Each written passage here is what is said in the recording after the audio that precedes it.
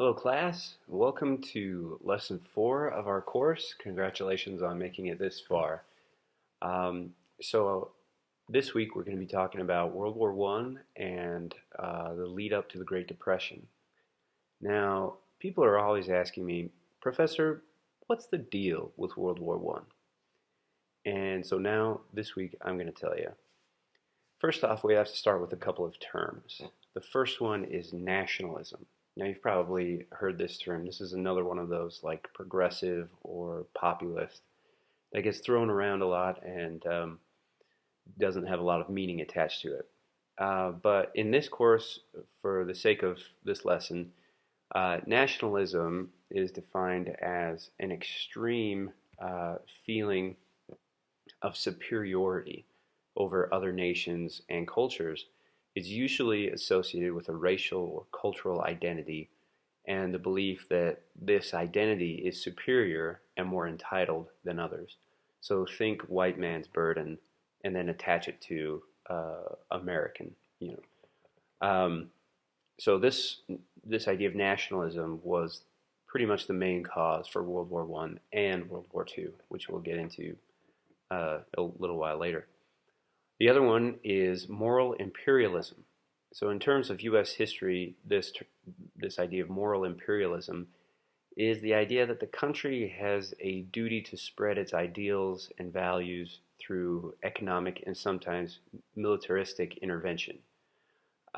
It differs from the standard definition of imperialism, which is to just, come in and take something over. Um, but this one is more economic based, and it can be heavily influenced by nationalism. And then the third term is more of an event. It's the Russian Revolution. This is an American history course, so we won't get too into it, but the Russian Revolution was very, very important to the 20th century, especially the American history of the 20th century. So, simply put, the Russian Revolution was the overthrow of the despotic Russian Tsar and his government by the communist Vladimir Lenin in the early 20th century. Um, Lenin, of course, was a communist, and his revolution, once he took over Russia, shaped international politics for the rest of the 20th century. And even today, we can see elements of it. All right, so those are the three terms. Again, they're nationalism, moral imperialism, and Russian Revolution. So, World War One in a nutshell. Again, this is a very complicated story. A lot goes into it. So, this is the very, very John England simplified version of World War One. So, in order to understand it, you got to understand context. Hopefully you're getting the idea in this course that to understand anything in history, you need to understand the context. So context for World War One. In Europe, at this time, there was a collection of alliances that had formed over the past few decades, and they were all pitted against each other. You had the big ones were Great Britain, France, and Russia, and they were allied together against Germany, the Austro-Hungarian Empire, and then the Ottoman Empire was in there too. But mostly it was France, Great Britain, Russia against Germany and Austria. And these alliances were based on nationalism. For example, King George V of Great Britain was a cousin to Tsar Nicholas II in Russia. So there's your first example of nationalism. There's a familial bond there, or a cultural bond between Great Britain and Russia. So these alliances basically meant that war was inevitable and Europe was a powder keg just waiting to explode. And then within these alliances, you had smaller factions that were also connected via nationalistic ideas. So one of these groups was called the Black Hand, and they were a Serbian nationalist group that wanted to unite all Serbians into a single nation. Now, the Austro-Hungarian Empire had them all divided up in different states. So this was difficult for them to achieve because Austro-Hungarian Empire had well, they ruled Bosnia, which had a large Serbian population. So then one day in 1914, in June of 1914, a young Serbian named Gavrilo Princip assassinates the Archduke Franz Ferdinand of Austria, and he was the heir of the Austro-Hungarian Empire.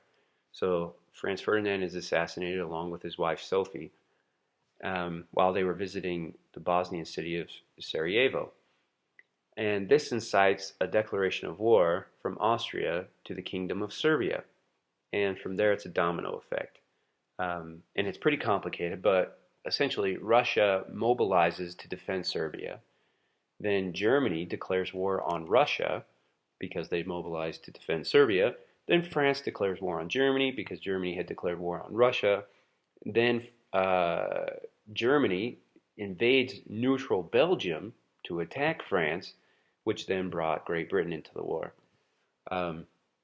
So out of this, you get two groups, the Triple Entente, which is Great Britain, France, and Russia, and the Triple Alliance, which is Germany, the Austro-Hungarian Empire, and the Ottoman Empire. Now, that's a little bit confusing because in World War II you have different names for these alliances and it gets really confusing. But for now, just remember the Triple Entente, Great Britain, France, Russia, Triple Alliance, Germany, Austro-Hungarian Empire, and the Ottoman Empire. I know, they weren't very clever with their alliance names, but that's the way it was. So the war escalates very, very quickly and turns into a war of attrition, which basically means all-out destruction. And they fight themselves into a stalemate on the Western Front with Germany against France and Great Britain. And it gets very, very ugly. This is one of the worst wars of all time. Certainly up to this point, it was the most savage and ruthless. So these two alliances fight against each other for several years in a virtual stalemate. And the U.S., for their part, is maintaining neutrality, which was actually pretty unusual for that time because during the Progressive period, the Progressive era, they had a history of involving themselves. Now, this, if you understand the Progressive era, this won't come as a surprise because if you'll remember, the main characteristic of progressives during the Progressive era was to change people and change their behaviors. So this extended beyond the borders of the United States to other countries.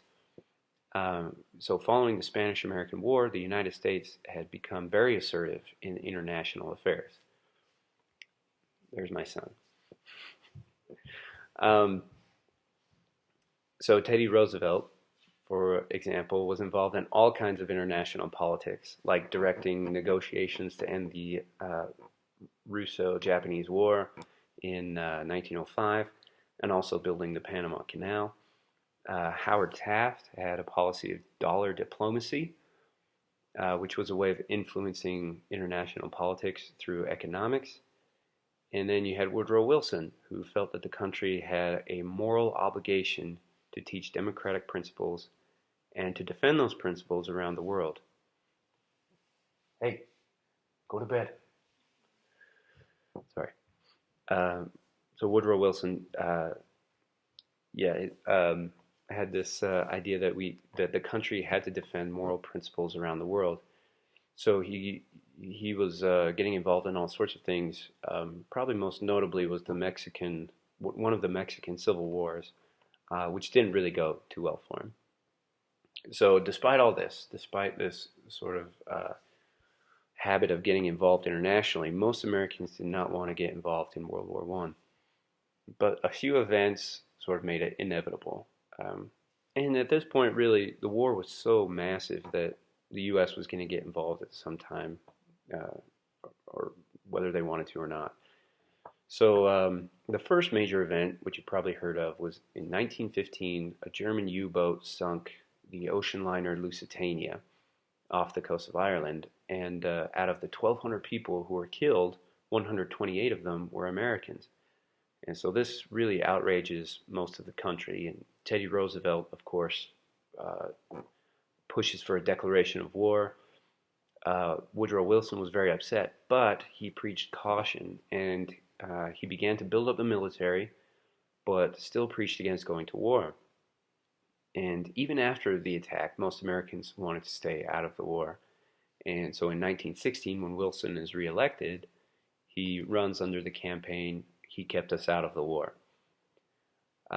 So as a result of the Lusitania, Woodrow Wilson gets Germany to declare a ceasefire on all ocean liners, but it didn't last. In fact, it doesn't last very long at all, because by 1917, they're again firing on non-combatant ships.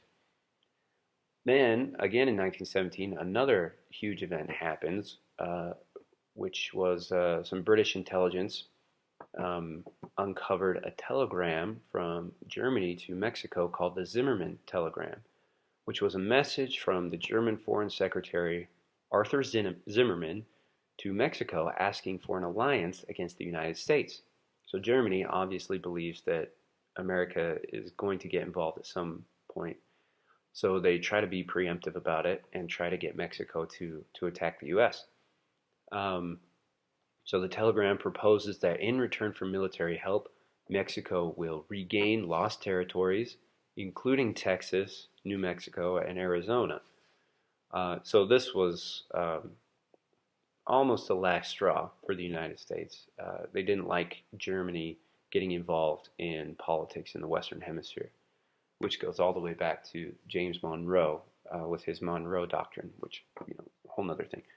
But anyway, so there's that. And then the Russian Revolution happens. The Russian government is overthrown, or rather collapses, and then is overthrown by the Communist Party, led by Vladimir Lenin.